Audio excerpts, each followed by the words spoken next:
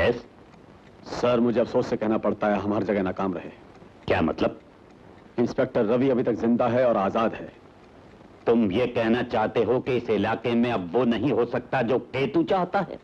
नहीं सर, होगा वही जो आप चाहते हैं, लेकिन वक्त लगेगा। समझे?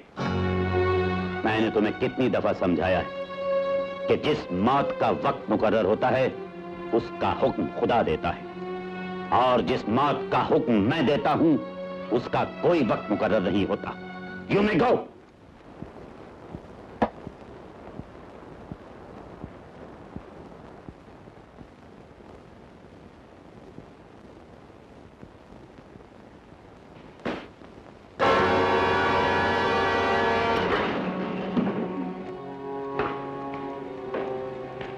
आइए आइए आइए। आई एम सॉरी, वो रिसेप्शनिस्ट ने आपका नाम नहीं बताया। कोई बात नहीं मिस्टर केतु वर्मा, नाम में रखा ही क्या है? इंसान की पहचान उसके नाम से नहीं, काम से यानी कर्म से होनी चाहिए। वाह वाह, वेल सेड। तशरीफ रखिए। जी शुक्रिया। वैसे 1-8 करोड़ के मालिक तो आप भी? जी बस दुआएं हैं आप जैसे लोगों की। घबराइए मत, मैं नहीं पूछूंगा कमाया कैसे आपने। जी मिस्टर केतु वर्मा, ये पैसा और उसका लालच दीमक है, दीमक। जैसे दीमक लकड़ी को धीरे धीरे खा जाती है, वैसे ही पैसा और उसका लालच इंसान की आत्मा को खा जाता है। इंसान चोरी करता है, डाके डालता है, बेईमानी करता है, खून करता है, कानून और सरकार की आंख में धूल नहीं, लक्ष्मी सुरमा डालता है ताकि वो उसकी तरफ आंख उठाकर देख ना सके। किस लिए? कमबख्त पैसे के लिए। और जब वो मरता है तो उसके साथ कुछ नहीं जाता, बल्कि जो छूट जाता है उसके लिए आसपास के लोग आपस में लड़ मरते हैं। आप किसी आश्रम में स्वामी क्यों नहीं हो जाते? जीवन भी एक आश्रम ही तो है मिस्टर वर्मा, और हर इंसान अपने इस आश्रम का स्वामी है। यहां से तो बच जाता है, इस सरकार से, कानून से, इस दुनिया से, सबको चीट कर देता है। मगर उस अदालत में क्या होगा? वहां किसको चीट करेगा? वहां तो खुद जज है, खुद मुजरिम। कभी देखा है नक्शा उस अदालत का?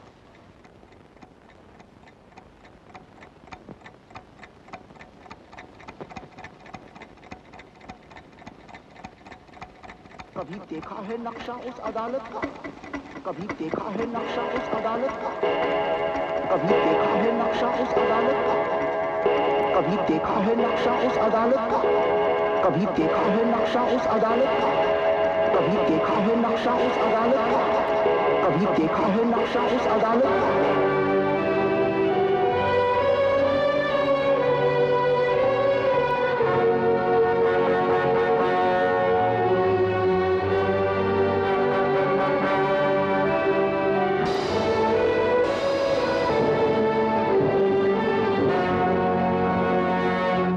कौन सी अदालत है?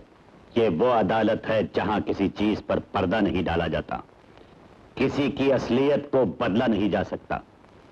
यहां सफेद सफेद, काला काला ही रहता है।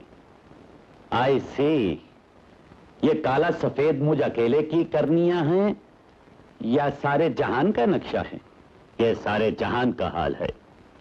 इसके अलावा यहां हर एक का हिसाब किताब अलग अलग भी है। अच्छा एक बात बताइए जज साहब, आप हैं कौन? मैं वही हूं जो तुम हो, तुम्हारा ही एक हिस्सा हूं। क्या मतलब? मतलब ये कि मैं भी मैं हूं, तुम भी मैं हो। तुम इस मैं का वो हिस्सा हो जिसने सारे जहान की आंखों में धूल झोंकी है, और मैं इस मैं का वो हिस्सा हूं जिसने सब कुछ देखा है, जाना है, समझा है। मैं तुम्हें नहीं मानता, तुम्हारी इस अदालत को नहीं मानता। मैं इस मैं के सिर्फ उस हिस्से को मानता हूं जो मैं हूं, केतु वर्मा, जो कमजोर नहीं है, बुज़दिल नहीं है, डरपोक नहीं है। ले जाओ अपनी इस अदालत को मेरे सामने से। मैं हूं, मैं हूं।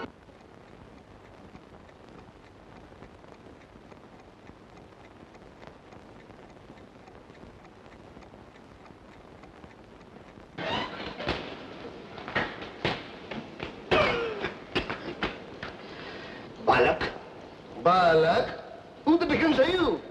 क्यों, पहचाना नहीं मुझे? नहीं।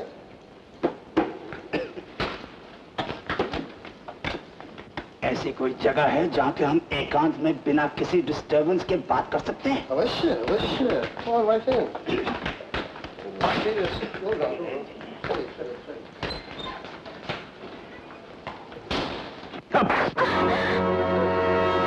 खैरियत चाहती हो तो रवि का पता बता दो, वरना मैं तुम्हें जान से मार दूंगा।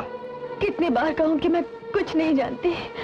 अगर आप मुझे मार भी डालेंगे तभी मैं आपको कुछ नहीं बता सकती, क्योंकि मैं कुछ नहीं जानती, कुछ नहीं जानती, कुछ नहीं जानती। तेरी बातों से पता लगता है तो सच बोल रही है, लेकिन अगर मुझे मालूम पड़ा तो झूठ बोल रही थी, तो याद रख, तेरी लाश के टुकड़े भी नहीं मिलेंगे, समझी? चलो शमशेर। लगता लड़की ठीक ही कह रही थी, यहाँ तो कोई नजर नहीं आता। नेत्रहीन हो क्या, दिखाई नहीं देता बबुआ? पर तुम कहाँ जा रहे हो? हम? अरे भाई, हम भविष्यवाणी करते हैं। कुछ दिन पहले इस घर की बालिका की कुंडली देखी थी। उसका नक्षत्र खराब है और उसे मार पड़ने वाली है, यही कहने जा रहे थे हम। सुनिए महाराज, मार तो उसे पड़ चुकी।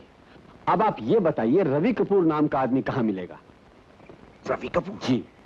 गोरा रंग? हाँ जी। लंबा कद? बिल्कुल वही। पुलिस में काम करता? नहीं जी, चोर है चोर। रवि कपूर, गोरा चिट्टा लंबा चोर, आपको ऐसे घर में मिलेगा जहाँ पर तुलसी रहती है। हाँ, तुलसी तो उस लड़की का नाम है जहाँ आप जा रहे हैं।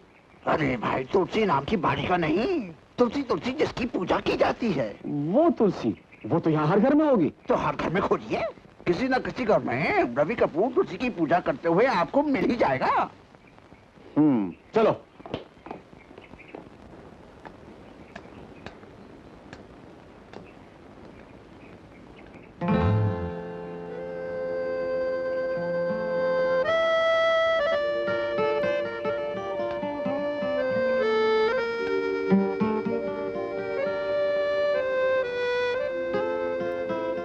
कैसी बालिका हो, मार खाने के बाद भी मुस्कुराती है। अरे आप कौन? मैं आत्म विद्या का स्वामी, तुलसी का पुजारी, बाल ब्रह्मचारी। लेकिन यहाँ क्या लेने आए हैं? मन में प्रेम उत्पन्न हो चुका है। किसके? तुम्हारे और किसके? प्रीतम से मिलन होगा कि नहीं मैं बता सकता हूँ। सच? आइए आइए, बैठिए बैठिए, बताइए। ऐसे कैसे बताऊं? दिल की धड़कनों को सुनना पड़ेगा, उनके संगीत को समझना पड़ेगा, तब जाके बता पाऊंगा उसका पता। ये कैसे होगा? बहुत ही सरल उपाय है बालिका, बहुत सरल उपाय है। तुम अपने दिल को मेरे कान के निकट ले आओ, या मैं अपने कान को तुम्हारे दिल के निकट ले आता हूँ। लज्जाओ नहीं बालिका, लज्जाओ नहीं, हम वृद्ध प्राणी हैं।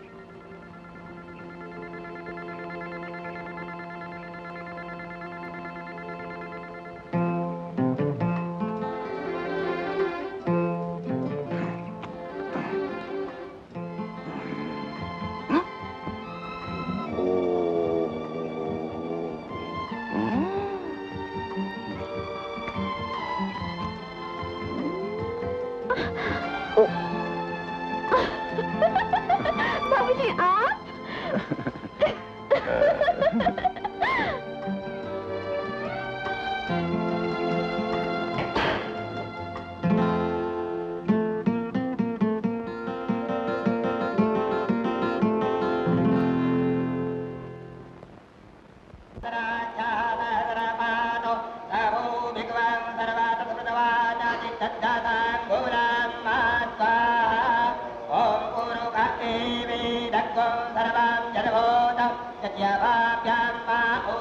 ये नहीं हो सकता।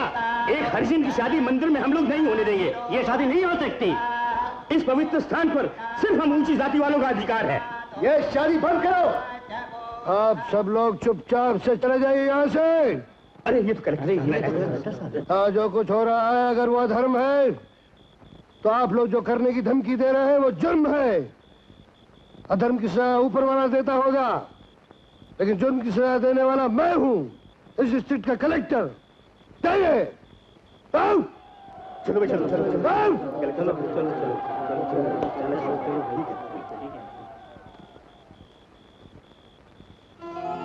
भगवान तुम्हें सुखी रखे। तुम बहुत भाग्यशाली हो बेटी, बहुत भाग्यशाली हो। जिसे जन्म देकर मैं नहीं पा सका, उसे तुमने जन्म भर के लिए पा लिया। बेटा, घर मत जाना, तुम्हारी माँ शायद घुसने ना दे। डैडी, आज मुझे पहली बार ऐसा लग रहा है कि मेरा इस दुनिया में कोई और हो या ना हो, मेरे डैडी जरूर है। काश मैं तुम्हारा डैडी हो सकता बेटा। मैं तो एक मशीन हूँ, पैसा कमाने वाली मशीन। कोलू का बैल, चक्की का पाठ, जो अपने ही आधे हिस्से पर घूम घूम कर घिसता रहता है।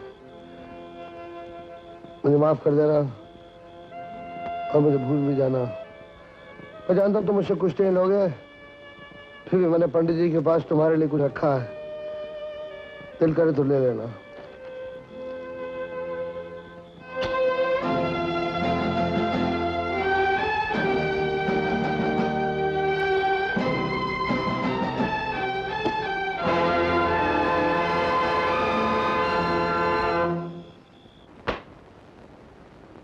चंद्रमुखी, अगर हम लोग ईमानदारी की जिंदगी गुजारते तो क्या होता हमारे पास आज?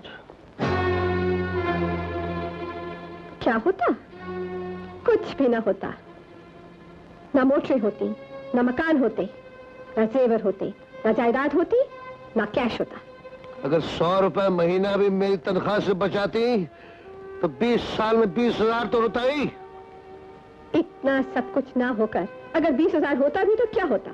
20,000 के साथ ईमान होता, सच्चाई होती, हमारा कैलाश होता।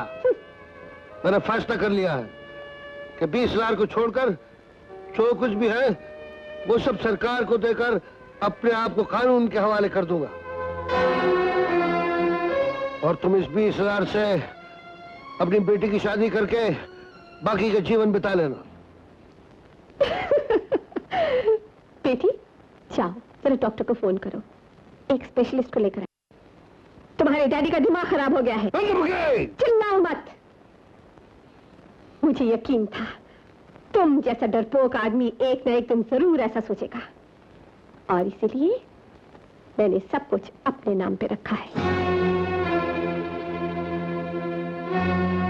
और कान खोल के सुन लो, तुम्हारी इस प्रायश्चित वाली जिंदगी में मैं किसी किस्म का हाथ बटाने वाली नहीं, क्योंकि मुझे यकीन है जिसने भी एक बार झूठ और बेईमानी का हाथ थामा हो, उसका साथ सच्चाई और ईमानदारी कभी नहीं देते। आओ बेटी, आज मैं तुम्हारे कमरे में सोऊंगी।